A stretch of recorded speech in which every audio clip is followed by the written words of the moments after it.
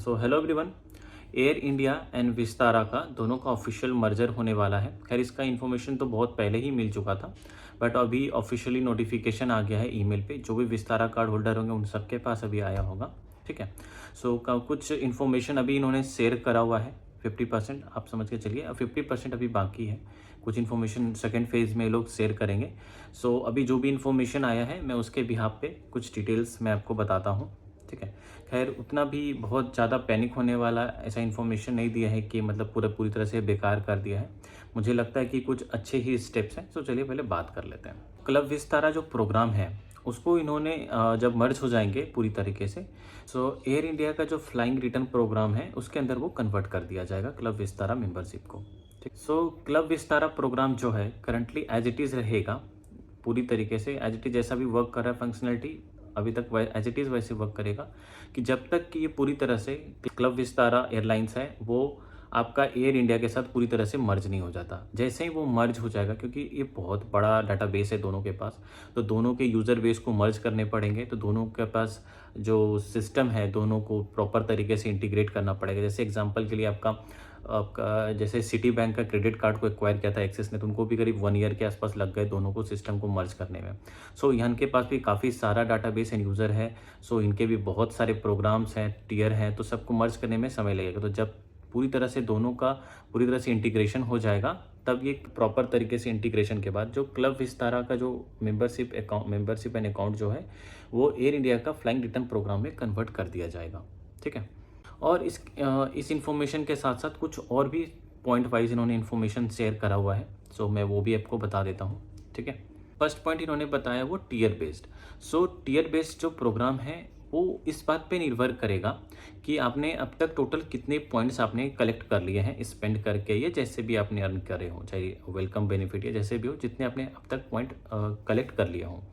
और air India के flight return programme के हिसाब से अगर नहीं ज़्यादा पॉइंट एकुमुलेट नहीं भी कर पाते हैं, ठीक है, तो जो भी आपका करंट स्टेटस है क्लब विस्तारा के अंदर वो सेम स्टेटस आपका मेंटेन रहेगा। तो उस स्टेटस को नहीं छीना जाएगा एयर इंडिया के फ्लाइट प्रोग्राम रिटर्न प्रोग्राम में।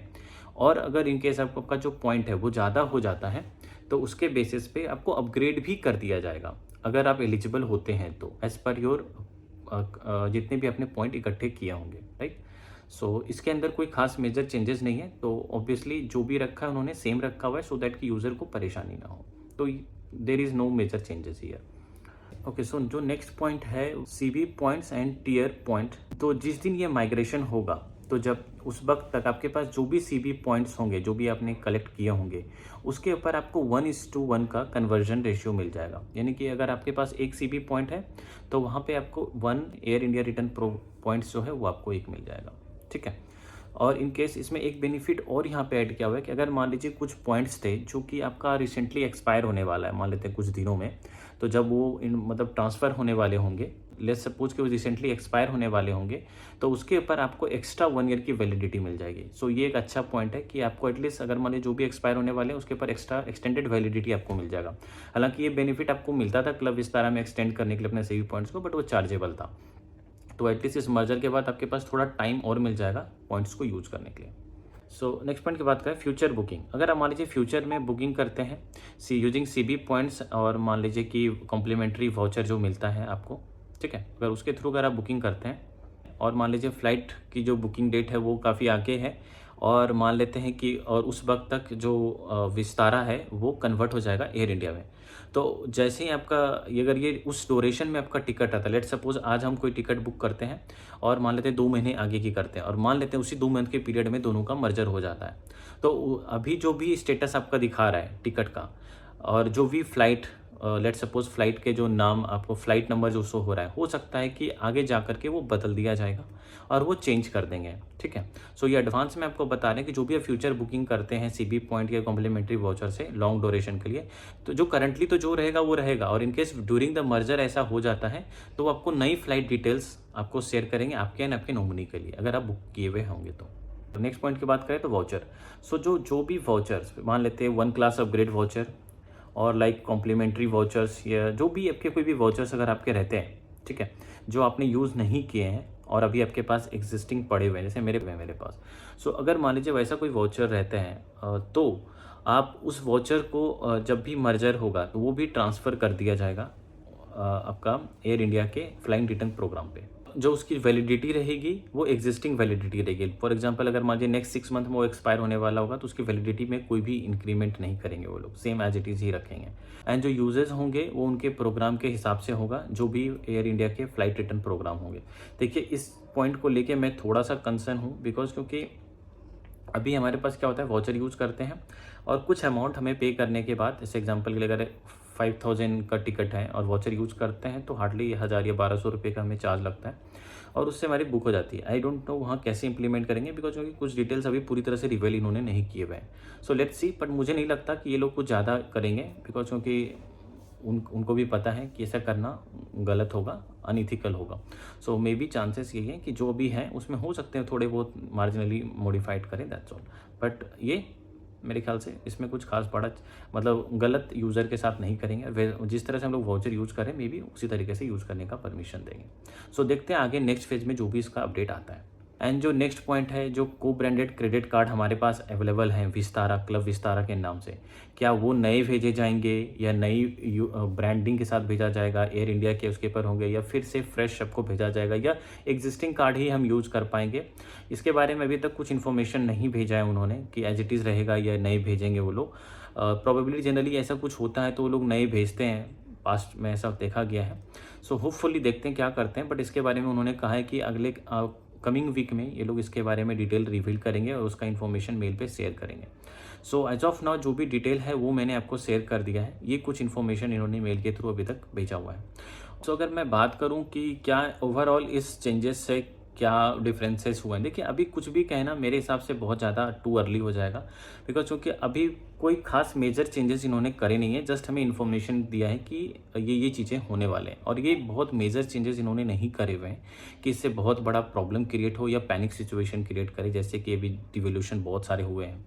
सो ये होना ही था, बिकॉज क्योंकि ये मर्जर है तो कुछ चेंजेस तो होंगे ही, बिकॉज क्योंकि दो अलग अलग कंपनियों का मर्जर हो रहा है, ठीक है।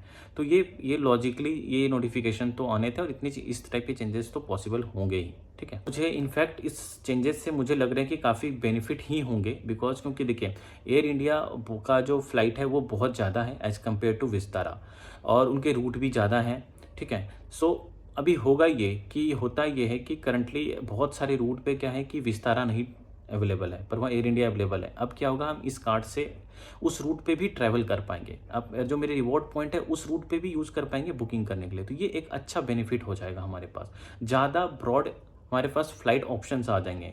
वो ऐसा नहीं कि ओनली मुझे विस्तारा को ही देखना। सारे रूट ऐसे हैं जहाँ पे ना विस्तारा के बहुत कम ऑप्शंस हैं, बहुत फ्यू एक ही फ्लाइट्स है, बट एयर इंडिया के आने के बाद आपके पास मल्टीपल ऑप्शंस और टाइमिंग मिल जाएंगे आपको, ठीक है। तो अभी क्या होगा, इससे आपका जो फ्लाइट सिलेक्शन ऑप्शन है वो आपके पास ज़्यादा आ जाएंगे और आप टाइम अपने हिसाब से कन्वीनियंस के हिसाब से सेलेक्ट कर पाएंगे। वहाँ क्या होता था, चलो ठीक है वाउचर मिला है, फ्री मिला है, तो अब जो टाइमिंग है वैसा टाइमिंग में हम बुक कर लेते थे, मजबूरी था, बिकॉज एक ही ऑप्शन है। तो वैसा हुआ भी है मेरे साथ। तो ये चीज़ें काफ़ी हद तक सॉर्ट होने के चांसेस रहेंगे हमारे पास। दूसरा पॉइंट कि ये जो कॉम्प्लीमेंट्री टिकट्स रहते हैं या कह सकते हो अवॉर्डेड सीट्स रहते हैं, जो कि हम सीवी पॉइंट्स या फिर कॉम्प्लीमेंट्री वाउचर से बुक करते हैं, वो बहुत ही फ्यू रहते हैं, 2 या 3 रहते हैं मैक्सिमम एक फ़्लाइट के अंदर। जब ये ज़्यादा फ्लाइट्स रहेंगे तो हमारे पास अवेलेबिलिटी भी ज़्यादा हो जाएगी। तो ये जो अवॉर्डेड सीट्स रहते हैं, जो हम वाउचर या सीवी पॉइंट से बुक करते हैं, ये हमारे पास ज़्यादा ऑप्शंस हो जाएगा। तो होपफुली चांसेस ये रहेंगे कि हमें ज़्यादा ही आसानी से बुकिंग मिल पाएगी। अभी अगर अब मेरे पास अवॉर्डेड सीट है, मुझे अभी जस्ट रिसेंटली ट्रैवल करना था, बट विद इन 10 डेज़ मेरे को नहीं मिला, 15 डेज़ एटलीस्ट लग जा रहे हैं मुझे अपने अवॉर्डेड सीट से बुक करने के लिए। देखिए एक बुक तो बहुत आसानी से करंटली हो भी जा रहा है विद इन 10 to 12 डेज़ के डिफरेंस पे, बट जहाँ 2 आप मांगोगे ना, तो 2 एक साथ बुक करनी है कॉम्प्लीमेंट्री वाउचर से, तो बहुत ही मुश्किल है, बहुत हाई चांसेस है कि आपको नहीं मिलेंगे। सो अभी सीट्स बहुत कम अवेलेबल है। इनफैक्ट कि अगर आप मेन रूट पे आप करोगे लाइक बेंगलोर, दिल्ली, चेन्नई, इन सब रूट पे, तो वहाँ और भी आपको कम मिलेंगे चांसेस कि एक बार में 2 टिकट बुक कर पाऊँ। सो ये होपफुली ये चांसेस है कि ये मर्जर के बाद ये सारे इश्यूज़ थोड़े सॉर्ट हो जाएंगे और बेहतर ऑप्शन हो सकता है। इनफैक्ट कि प्रोबेबली मे बी ये लोग वाउचर और सीवी पॉइंट से इंटरनेशनल टिकट भी बुकिंग करने में हमारी मतलब अलाउ कर दें। सो लेट्स सी, देखते हैं क्या होता है। होप करते हैं कि ये मर्जर हमें बेनिफिट ही देके जाए। सो ओवरऑल ये कुछ था इस वीडियो के अंदर। वेट करते हैं नेक्स्ट अपडेट के लिए, देखते हैं उन्होंने क्या नेक्स्ट अपडेट में ये लोग इन्फॉर्मेशन शेयर करते हैं, वो ज़्यादा मोस्ट इम्पॉर्टेंट रहेगा। सो अगर कुछ क्वेरी है, कुछ कमेंट है या कुछ कन्फ्यूजन है या कुछ आपके पास इन्फॉर्मेशन है, प्लीज़ कमेंट डाउन करिए, मुझे कमेंट पे बताइए, ठीक है। सो ओवरऑल ये कुछ था इस वीडियो में। मिलते हैं फिर किसी और वीडियो में। धन्यवाद।